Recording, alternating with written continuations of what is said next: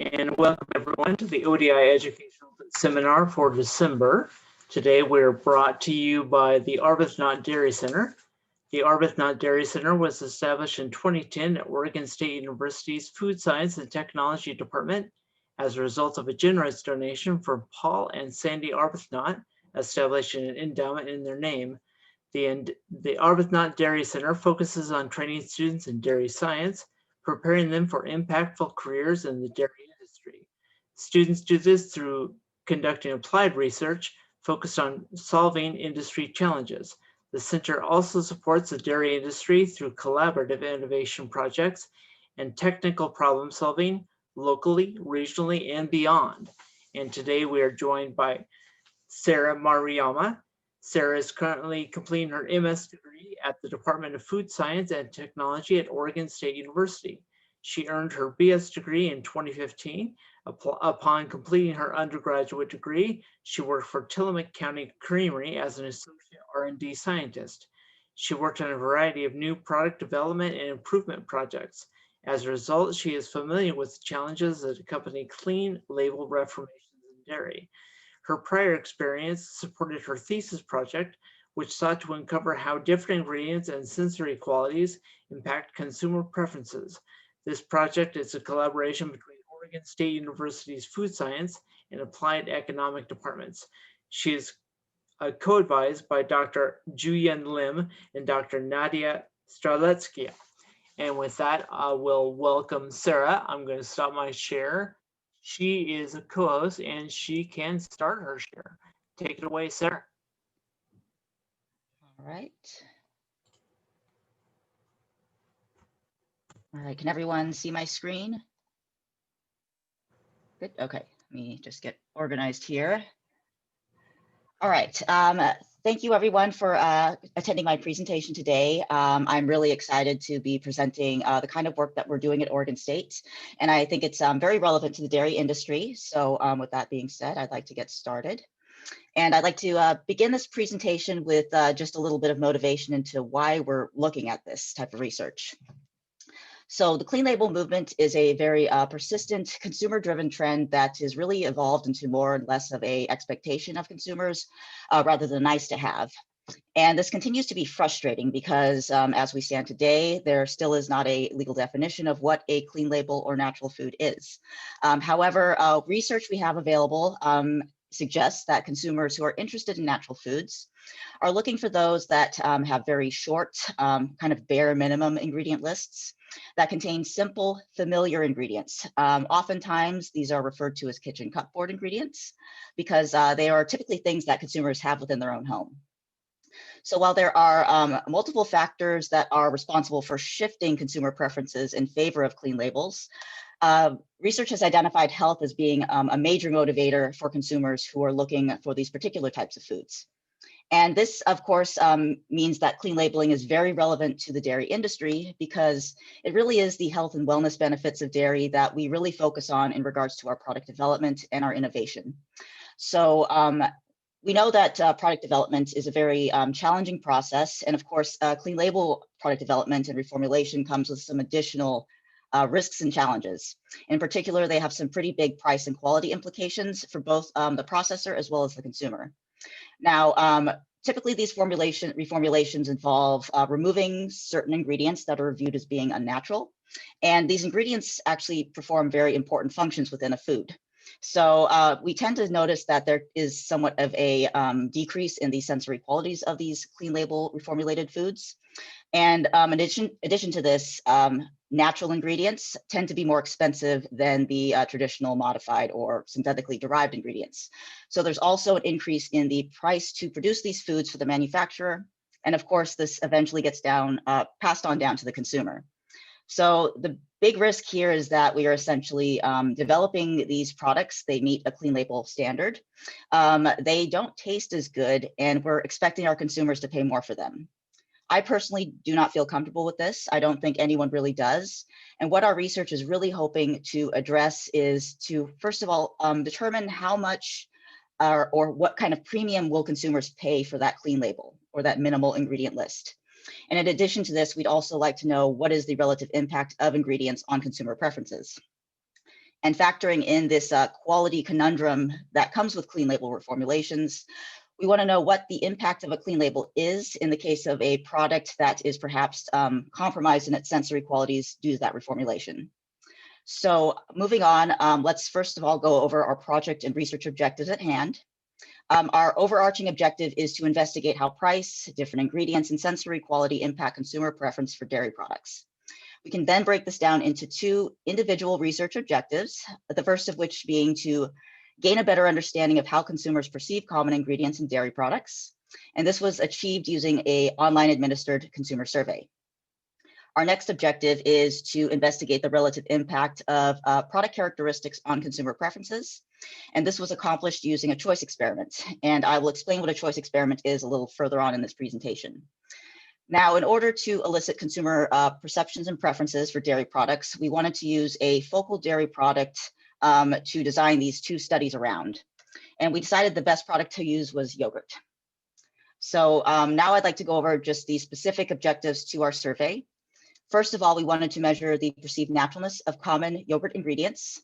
And this was done by having our participants rate 20 different yogurt ingredients on a 10-point scale, anchored at a 1 being considered very unnatural and a 10 being considered very natural. So thus, the higher the rating for an ingredient, the more naturally it's perceived. In addition to this, we also wanted to compare perceived naturalness, acceptability, and familiarity of these ingredients. The reason being is because we currently operate under this assumption that these three consumer beliefs are linked, or there's a relationship between them, but this hasn't been formally tested in literature.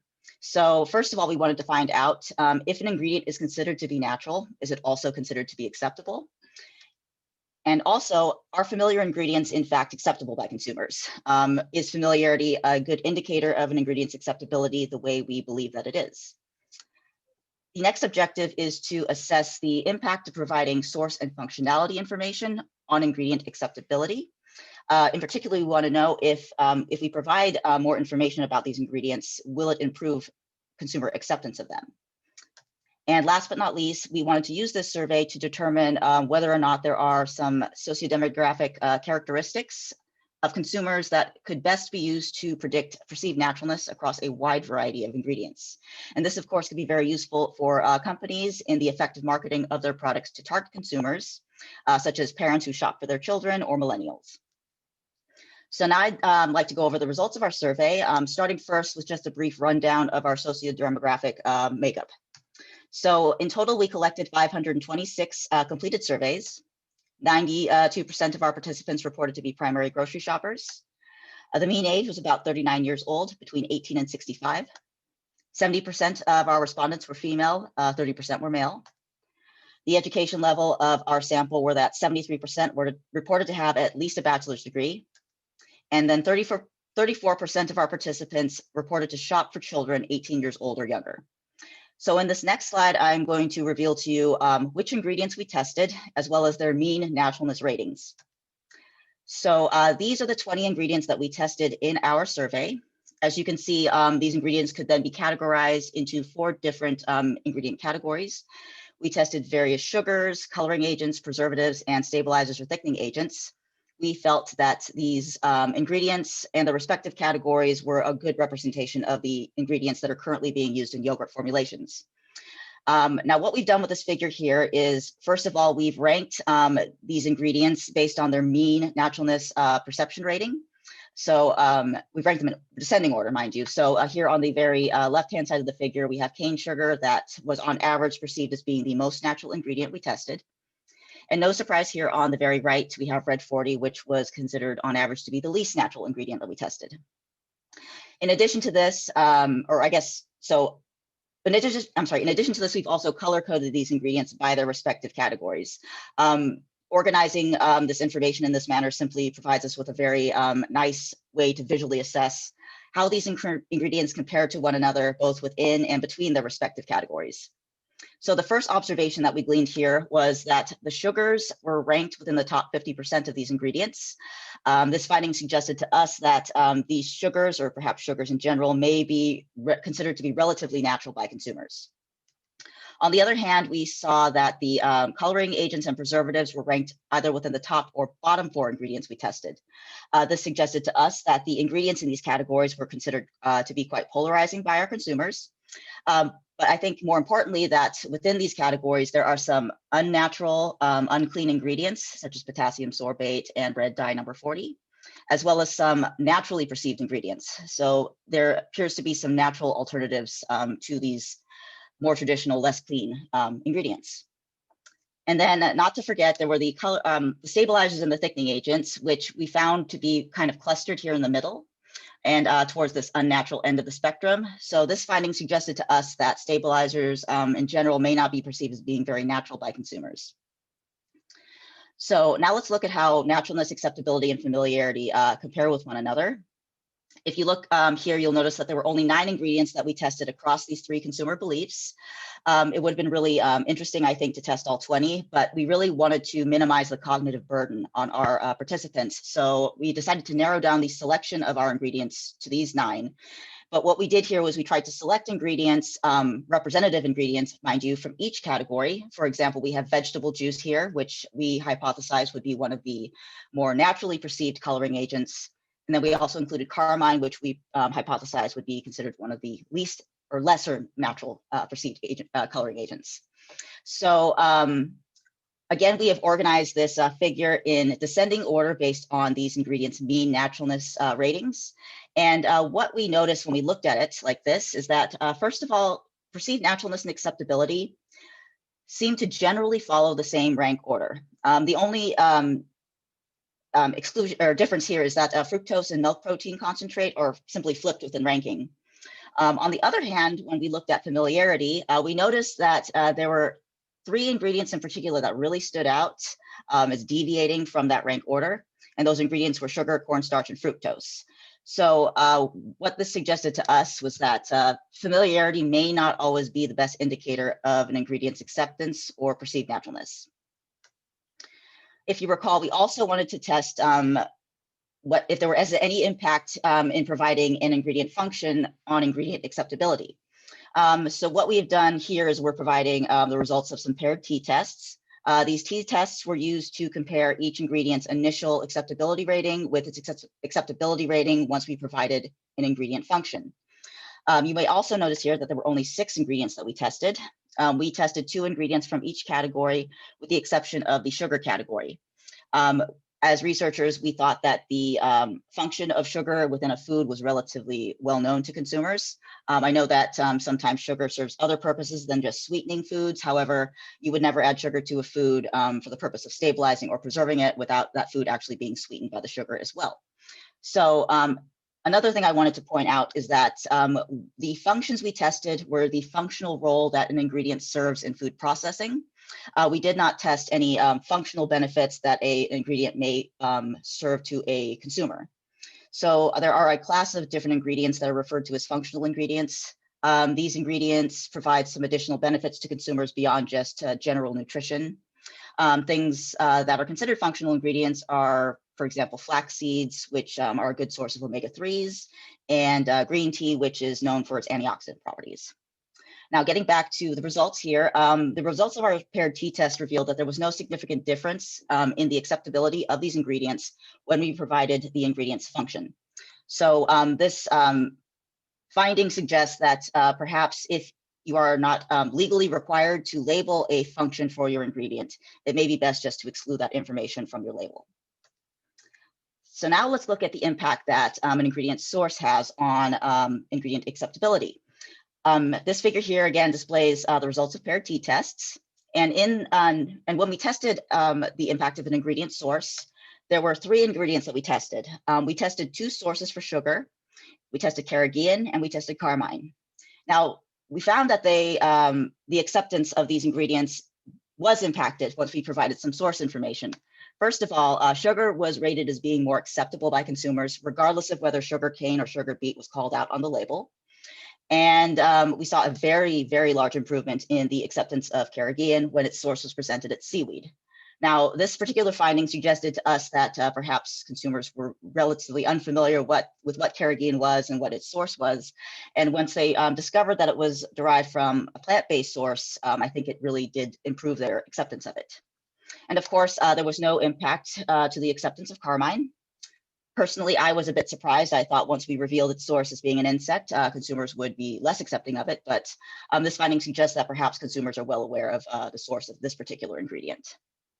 Now, the big takeaway here is that providing information on the raw materials of your ingredients may potentially increase acceptance of them. However, I do really want to stress that it really does depend on what the source of that ingredient is. So that concludes the results related to perceived naturalness and acceptability and comparisons of these ingredients. Now I'm going to go over the results that relate to the impact of sociodemographics on perceived naturalness. So before I dive into our results, I want to use this blank table here to kind of outline what we did and why we did it. First of all, we used an ordered logit or an ordered logistic regression to model the impact of sociodemographics on perceived naturalness. And specifically, we wanted to use our model to determine how consumer characteristics impact naturalness ratings, or how they impact the likelihood of a consumer rating an ingredient as being more natural.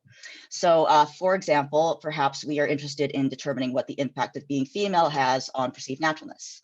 As a woman, am I more likely to rate an ingredient as being natural relative to a man, or am I less likely? That's just an example of a question that this analysis can address.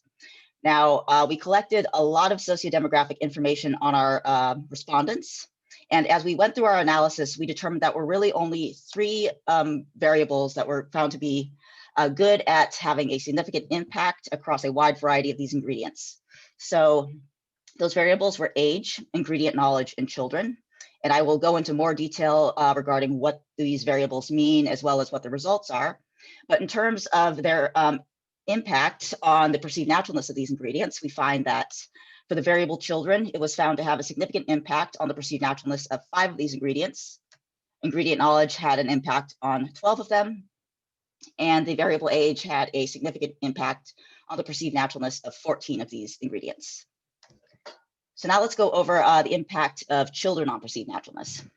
The variable children indicates those consumers who are reported to grocery shop for children within their homes, 18 years old or younger. And the relative or general impact of children is generally negative.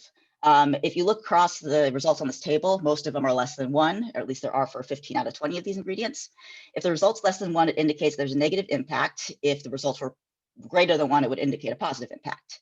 Now, in terms of which of these are statistically significant, children was found to have a significant impact and a negative impact on the perceived naturalness of 5 of these ingredients. And they were lactic acid, guar gum, potassium sorbate, carmine, modified cornstarch. What this finding here suggests to us is that parents who grocery shop for children, or who were responsible for shopping for their children, may be less likely to perceive ingredients as natural relative to non-parents. Next is the variable ingredient knowledge. And ingredient knowledge represents a consumer's baseline level of ingredient knowledge. Their baseline level of knowledge was assessed using a quiz that was incorporated into our survey, and this quiz was worth 8 points. So the assessment was made by asking our consumers to match common ingredient names with their more technical name. And in addition to this, we also had them select from a list of ingredients and identify which ingredients in there were considered to be vegetarian.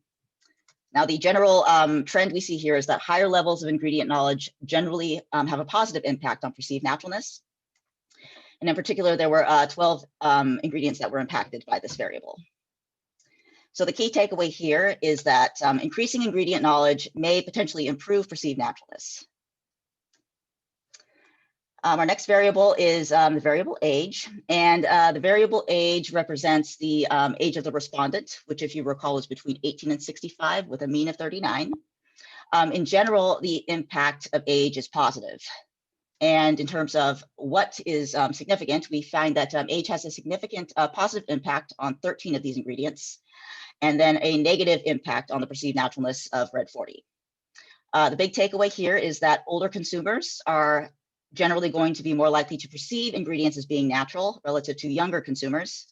But perhaps the bigger implication of this finding is that these younger generations who are typically more willing to part with larger sums of money for food items, they're going to be more likely to demand a clean label. So that concludes the results of our consumer survey. Now I will go over our choice experiment, starting with the study objectives.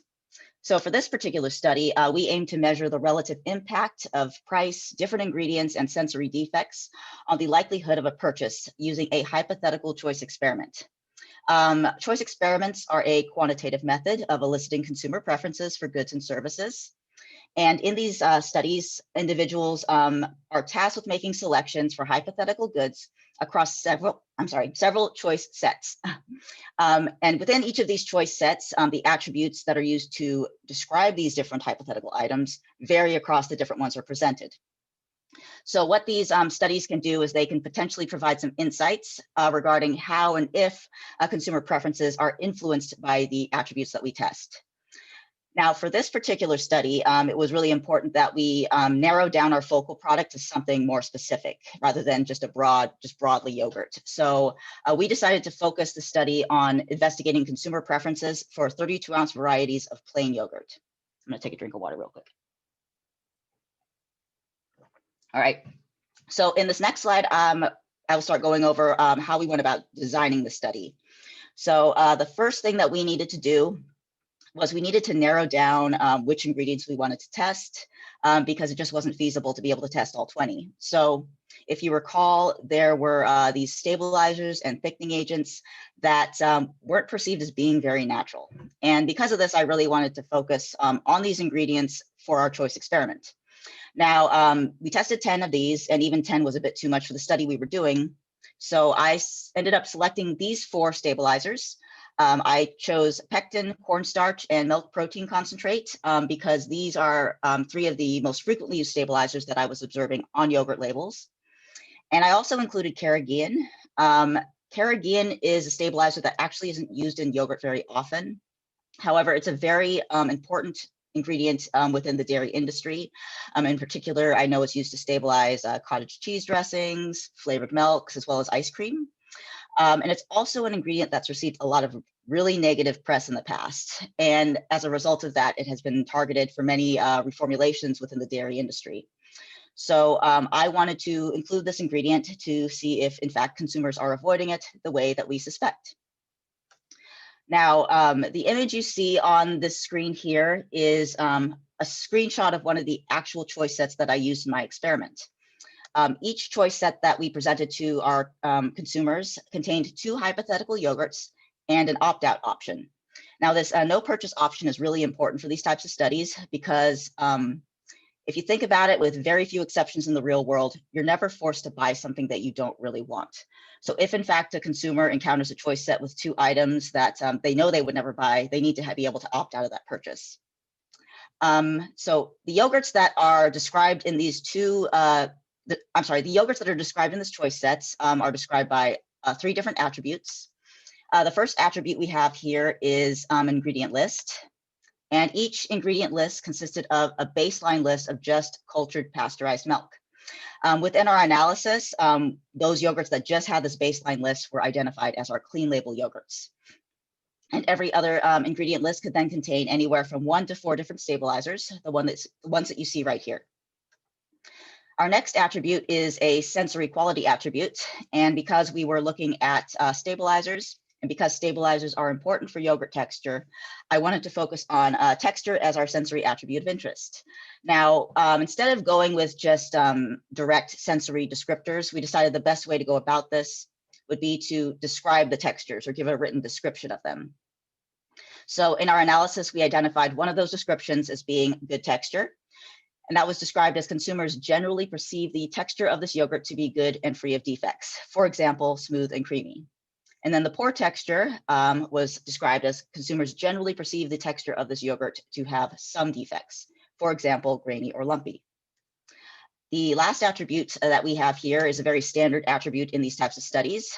And that's the price attribute, because you can't elicit willingness to pay without it. And for price, we selected 3 different levels, $2.99, $4.49, and $7.36. These were based off retail prices for plain yogurts in grocery stores. In total, we ended up testing 35 different yogurts, which were characterized by unique combinations of the attributes that we included in our study. Now, before I go over the results of our experiment, I first want to talk just a little bit about bias, because bias is really important in any type of research. Even as an investigator, I have to worry about my own bias. But because we are using hypothetical scenarios and because our consumers are making hypothetical purchases, it's really hypothetical bias that we're most concerned with. And this is the general tendency of a respondent to exaggerate their willingness to pay in stated preference studies like a choice experiment.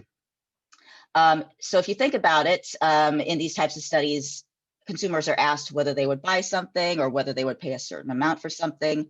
And in these types of studies, there's no consequence to making a choice. You're not going to make them pay you money at the end of it. So why do they really need to think about their budget when they answer these questions? And that's a real concern, because when we're trying to determine willingness to pay, we really need an accurate response. So we knew that we had to take some steps to control for bias. And we determined that the best way to do that would be, first of all, to hold moderated sessions on campus. The choice experiment is actually just another online administered survey. I could have very easily sent it out to people and gotten some quick responses back, but then we wouldn't be able to deliver what is called a cheap talk script. A cheap talk script is used by economists to help mitigate hypothetical bias. What it is it's basically just a little speech that is delivered to your participants at the beginning of a study. And in this script, we really stress the need to, first of all, we make it known what bias is and why it's important to consider it in research. But we also really stress the need for these participants to consider their budget carefully and their preferences as they make their selections, and also to really just take their time and be honest. In addition to this, I also thanked my participants for taking time out of their days to participate in my study because of how important it was for my research. Now, the nice thing about these cheap talk scripts is they've actually been shown in literature to reduce hypothetical bias in choice experiments. So now what you've all been waiting for, the results of our choice experiment. Before I really dive into that, though, I do need to just give you a brief rundown of the socio-demographic makeup of our participants, and I'll give you a comparison. So if you recall, these were the demographics related to our consumer survey. And these are the ones that are related to our choice experiment, of which we had 250 participants. So as you can tell, the demographic makeup is very similar between the two. So now let's look at the impact of price, ingredients, and textural defects on the likelihood of a consumer purchasing a yogurt. The table that you see here displays the results of an alternative specific mixed logit. It's another type of regression analysis. And in this table, we have our different parameters of interest. We have price, the 4 different ingredients we tested. We have a parameter for clean label, poor texture, and then an interaction between clean label and poor texture. Poor texture identifies those yogurts that have textural defects. Next to this, in the other column, are the estimates. These are actually odds ratios, which are similar to the statistics that were displayed in my other tables that I presented previously. Now, as I go through these results, I will start with talking about our price parameter. The price parameters are actually one of the least interesting parameters that we look at in these studies, simply because the impact of price on the likelihood of a purchase should always indicate a negative impact. If by chance you run your analysis and your price parameter indicates that price has a positive impact on the likelihood of a choice, that's a really bad sign. There's something wrong with your experiment. Perhaps there's just an issue with your data analysis. If it's just the data analysis, you could potentially fix that. But if it's your experiment, then that really stinks, and you're probably just gonna have to run it again. So price was found to have a negative impact on the likelihood of a choice. That's a good gut check for us. And textural defects were found to have a negative impact on the likelihood of a purchase, and clean labels were found to have a positive impact. Both findings were in line with what we hypothesized going into this study. And perhaps what's more important here, and bigger takeaway for manufacturers, is when we look at our interaction term and the estimate for that, it tells us that for yogurts with textural defects, a clean label still has a positive impact on the likelihood of a choice. So that's great news. Now, beyond just the general preference of consumers for clean labels, we found that there was only one ingredient that consumers seemed to be avoiding in this experiment. And we were really surprised to find that that only ingredient was cornstarch. I think this was surprising to us more or less because we really thought that if any of these ingredients was going to have a negative impact on consumer preferences outside of just a clean label, that ingredient was going to be carrageenan. But that wasn't the case in our study. So in this next slide, what I'm going to do is I'm going to be displaying these results in terms of their willingness to pay estimates. So this table that's displayed here is the exact same table from my previous slide. And willingness to pay estimates are calculated using significant regression or logit estimates. So these numbers right here. I'm not going to go over the math, how to do it. It's not hard math, and you're more than welcome to ask me about it in Q&A. But what willingness to pay estimates tell us are they're basically the estimated premium that consumers may be willing to pay for these attributes in plain 32-ounce yogurts. So based on our calculations, we determined that on average, consumers may be willing to pay a premium of $1.67 to avoid cornstarch in their yogurt. They also may be willing to pay a premium of $2.83 for good texture in their yogurt or to avoid textural defects. They may be willing to pay a premium of $2.54 for a clean label. And for those yogurts that have a textural defect, we find that they may be willing to pay a premium of $1.61 for that clean label in that yogurt with a textural defect.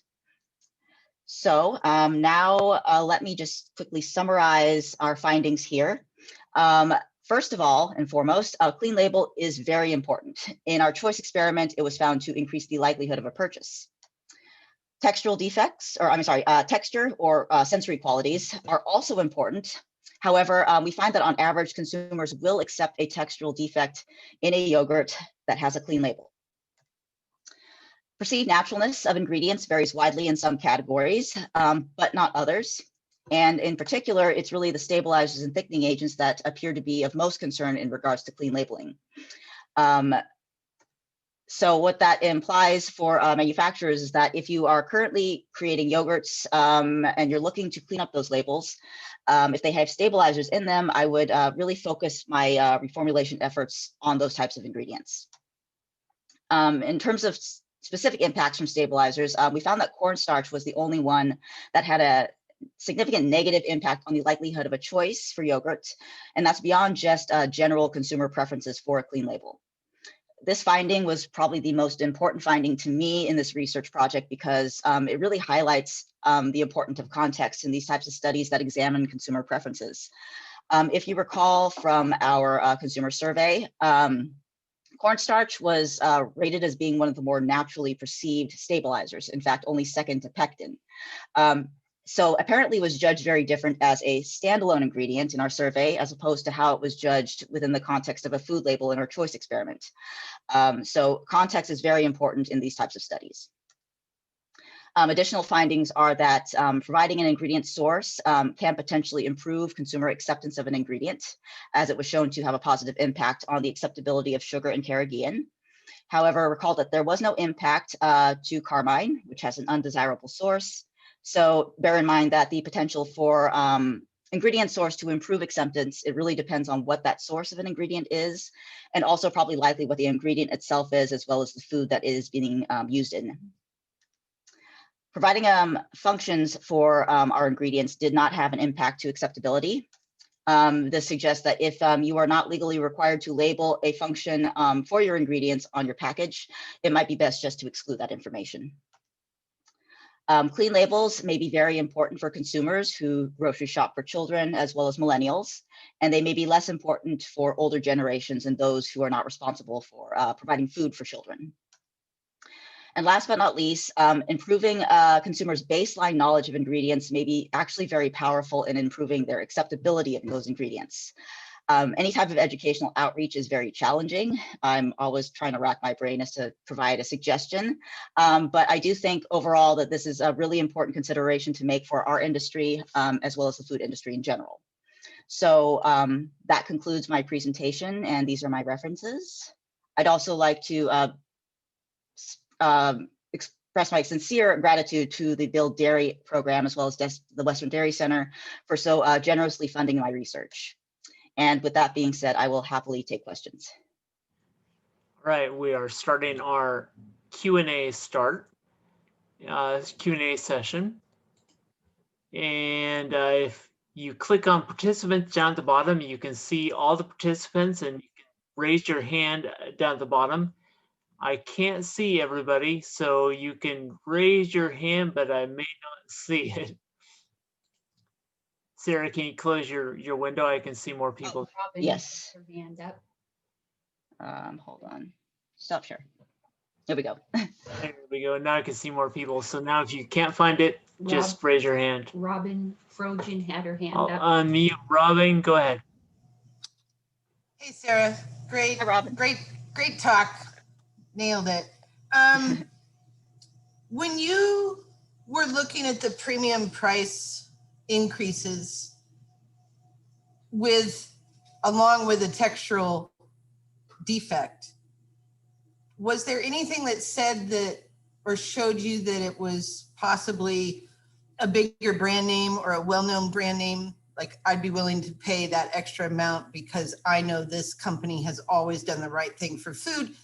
Even if their yogurt has a little bit of texture problem, I'm still willing to pay that. Was there a difference in brands for that So information? Gotcha. That's a really great question, Robin, and thank you for asking that. Brand does have a very, I think, significant impact on consumer purchases.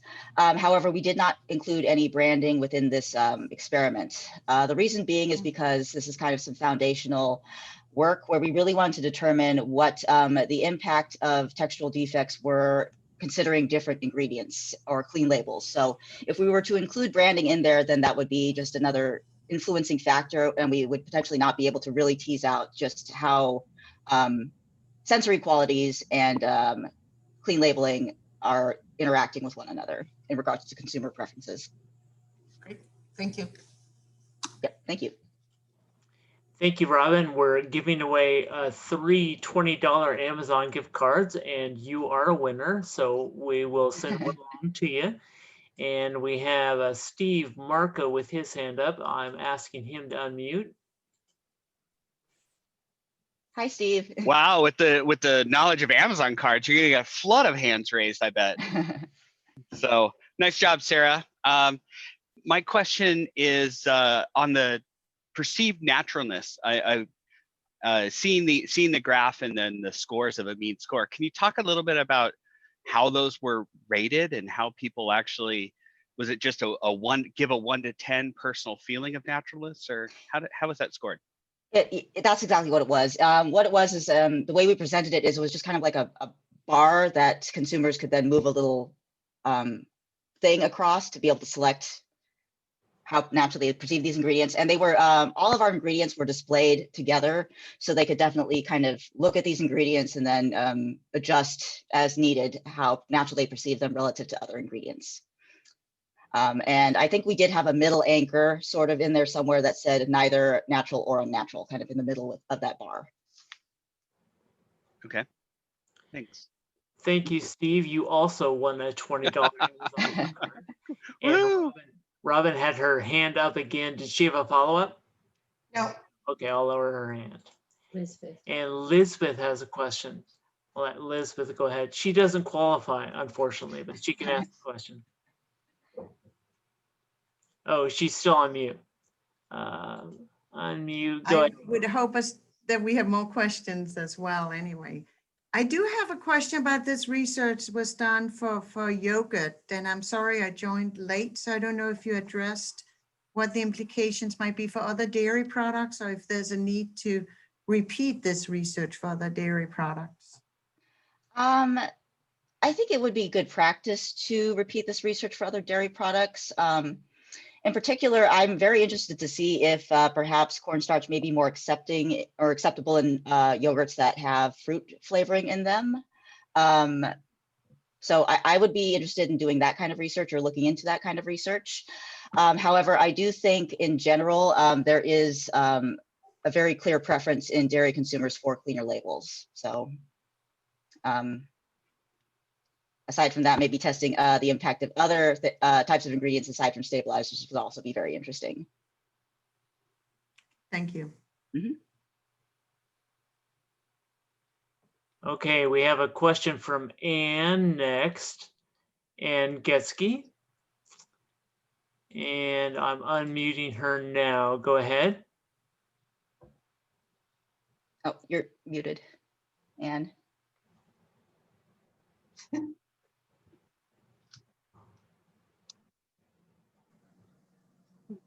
I unmute? She, Oh, I'm sorry. she's still on mute. I muted the wrong Ann. I'm sorry about that. Go ahead, Ann. I know. Hi, Ann Colonna. I see we Hello. have multiple Anns today. Yes. Sarah, I wanted to congratulate you and thank you for a great presentation too. And Thank you. I'm really impressed with the turnout from the Tillamook crew. I think that really speaks to the work that you did. And obviously you've gained some respect, and it's great that Tillamook funded this kind of work at OSU. And really, I wanted to speak to your comments about consumers' understanding of ingredient and ingredient function, because as a dietitian, I have seen that we have perpetuated or created this clean label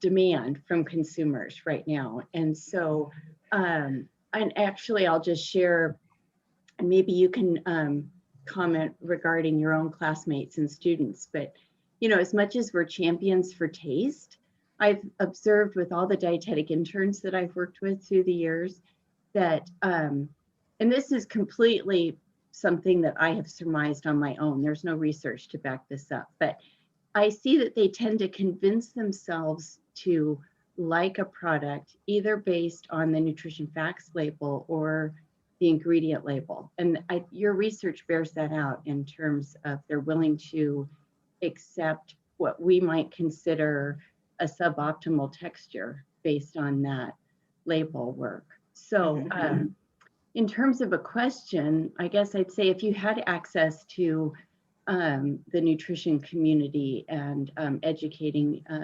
consumers that way, how might you approach this in regard to ingredients? So in regards to nutrition, I would be interested in looking at the impacts of functional ingredients that I had mentioned earlier. There are studies within sensory that have determined that products that are positioned with functional ingredients, they have to taste good. There are consumers that just they reject them. They don't care about the benefits that these particular ingredients provide if they aren't something that is something that's enjoyable to eat. So it would be interesting to partner with people in nutrition science to see, I guess, what kind of ingredients could be used in yogurt, what nutritional benefits they could provide, and potentially using those ingredients in yogurt formulations to create products that meet their expectations in terms of taste as well as nutritional benefits. Great, thank you. Mm-hmm. Thank you very much, Ann. You got the last Amazon gift card. No, not me. I don't qualify, or maybe I shouldn't. I'll step back. Let somebody else have it. Okay, we're going to give it to Amy Spence. No, she's a board member. Oh, she's a board member. I'm sorry. Oh, also, I did want to say one more thing. Actually, this project was not funded by Tillamook. I think the reason why there are so many Tillamook representatives here is because I have recently accepted a position with them as an R&D product and sensory scientist. So I'm really excited about that. And I'm really excited to be able to share this research with them in this type of forum. I just wanted to make that clear. Thank you for clarifying. I'd made a big assumption there. Oh, it's okay. I think a lot of people have assumed that. So don't worry about that. Well, I think it's really good for the ODI community at large to understand that this kind of consumer research can be done at Oregon State too. And the caliber of students that we have is amazing. So thank you. Absolutely. And I'm really happy to be able to share this type of research because to my knowledge, this is the first time we've combined the work of our sensory lab in our food science department and our applied economics department. So this is really exciting research for us. And I know that we're really interested in doing more research like this. Okay, and now I'll read that question from Amy Spence.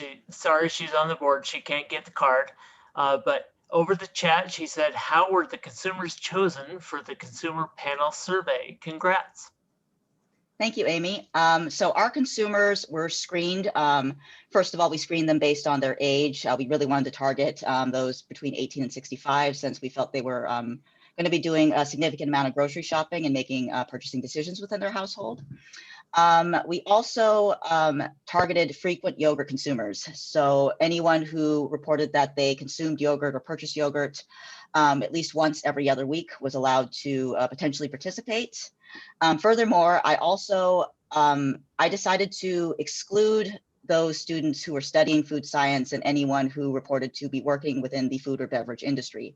The reason for doing that was because I really wanted to ensure that we captured the responses of lay consumers, because I believed that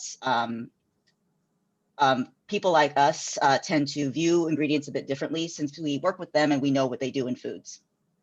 Great, thanks. So a follow up to that question, Sarah, did you use some sort of online platform?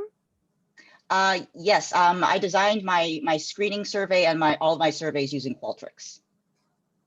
Thanks. You're welcome. Okay, the last question, well, not last question. The next question is from Anne Kolanala. Laura, yeah, thanks.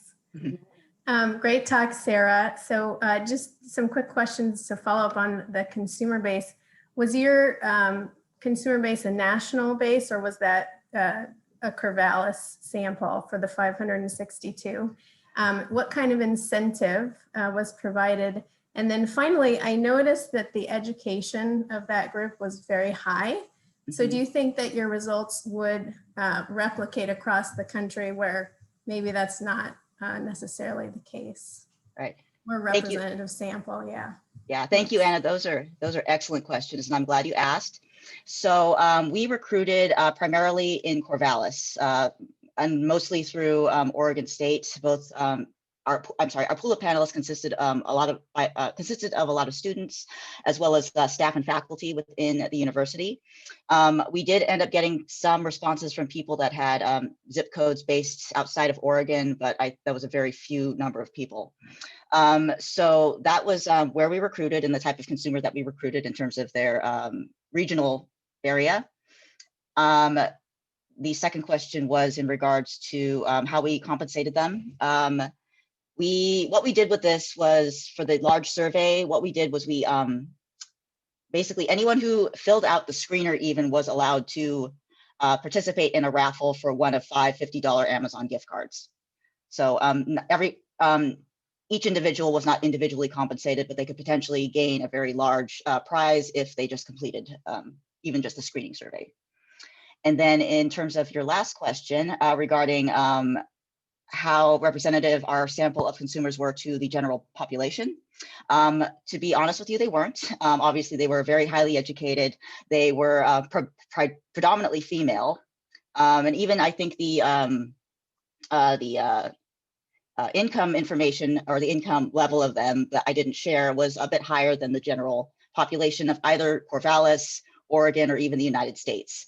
So the reason why we think that that is acceptable is because there is a lot of research that has shown that the typical yogurt consumer tends to be female and tends to be highly educated.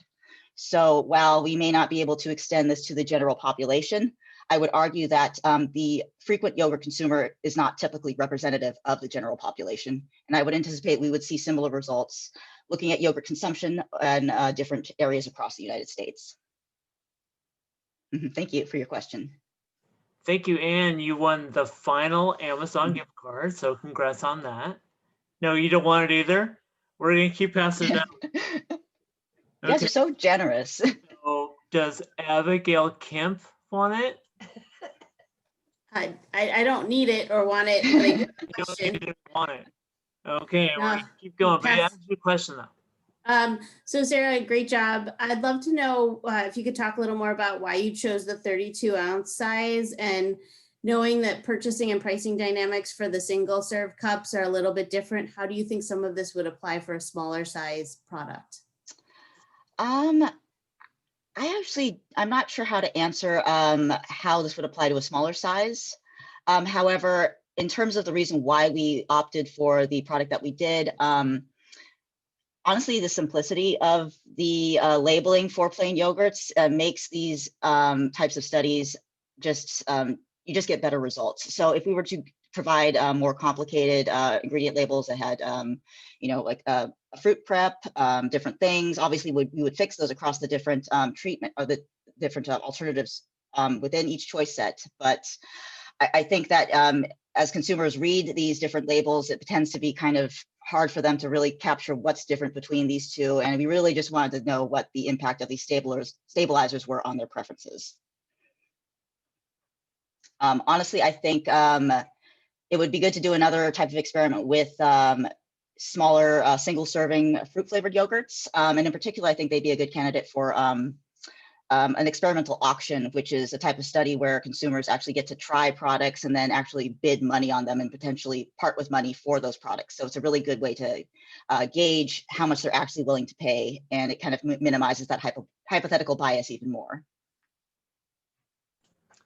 Thank you very much, Abigail. And now we have Hattie. Will you take the $20 gift card? He's still. You're muted, Hadi.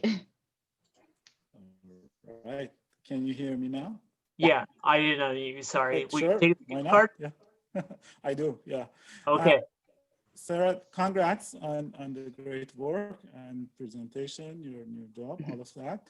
Thank you. So my question is, you know, in one of your earlier slides, you actually showed like the natural perception for cane sugar, and it was an interesting and surprising data point for me. It's not, it didn't seem to be as high as we expect cane sugar to be.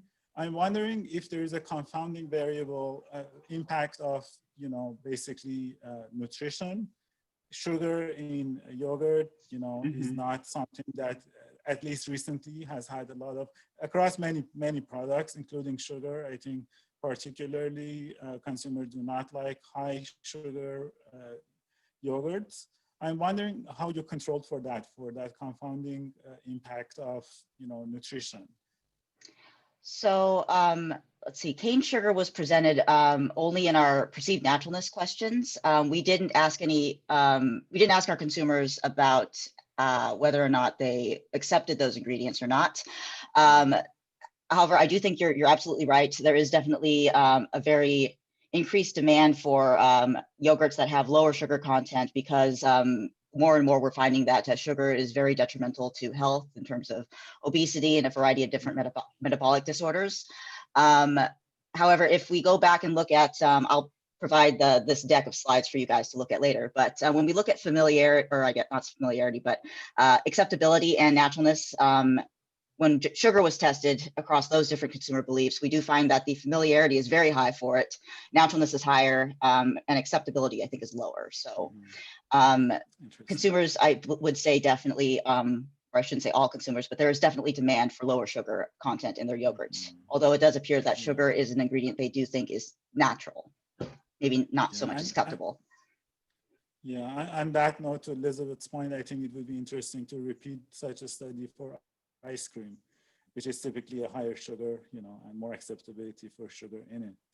Yeah. If I don't know if you have time or not, I have a second question. In your research, considering your area of research, did you find any, I guess, anything to the effect that, you know, what demographic of people actually read the ingredient statement? Because I mean, like honestly, when I looked at like your criteria for your panelists, I thought maybe you already knew that, like, you know, people who have at least a bachelor's degree have more tendency to read the ingredient statement. Was there anything that you could find in the literature? We didn't ask our participants whether or not they actually look at yogurt labels. It does appear that based on the literature I've read in, you know, writing my different papers, it does seem that there are some consumers that do look at those ingredient lists, but I think a lot of them really rely on that front of package information more so than the back of package information. So that is another limitation of these types of studies. You're asking people to judge these types of products based on criteria that they normally wouldn't use. But regardless, I think it's very clear that they are interested in a cleaner label, and in particular, they're looking to avoid cornstarch in their plain yogurts. Yeah. I mean, on that willingness to compromise on quality of the product, if you give the consumers a clean label, I think that's more of a hypothetical, definitely. And in theory, like imagine if you have two products that one has clean label and a good texture, definitely consumers are going to choose that over the one that just has a clean label and does have also a texture defect, I guess. Absolutely. Interesting work though. Yeah, very good. Thanks. Thank you. Well, we had a lot of questions this time, so we're going to do one last question from Sherry Cole. She put in the chat, what next steps would you recommend based on your research results? So one thing that I'm not satisfied with this project is the fact that we use hypothetical descriptors for our textural defects. Anyone who has done dairy grading in yogurt knows that there are a variety of different textural defects that you can encounter. One of the reasons why we went with a written description rather than actually providing textual descriptors is because a lot of the technical grading verbiage that's used, I don't think are very consumer friendly, and we really weren't able to nail down ahead of time what kind of language we could use that would translate well to consumers. So I would hypothesize that perhaps the grainy, lumpy textures that we used as examples, maybe those are perceived as being less detrimental of an impact to consumer preferences. But if we use something that was maybe runny or ropey, which I know is not a consumer friendly term, we might be seeing some very different results. So if we could do an experimental auction where consumers could actually experience these textural defects and make their judgments based on those actual experiences, I think that could give us some very good insight into what is an acceptable textural defect versus what is an unacceptable textural defect. Well, we had lots of great questions today. Thank you very much, Sarah. I know we didn't cover a lot of the questions, so if you want to send us questions to send along to Sarah, you're welcome to do that. And thank you all for attending, and I hope to see you all in January. Thanks a lot. Thank you everyone for attending. You've been a fantastic audience. Have a great weekend.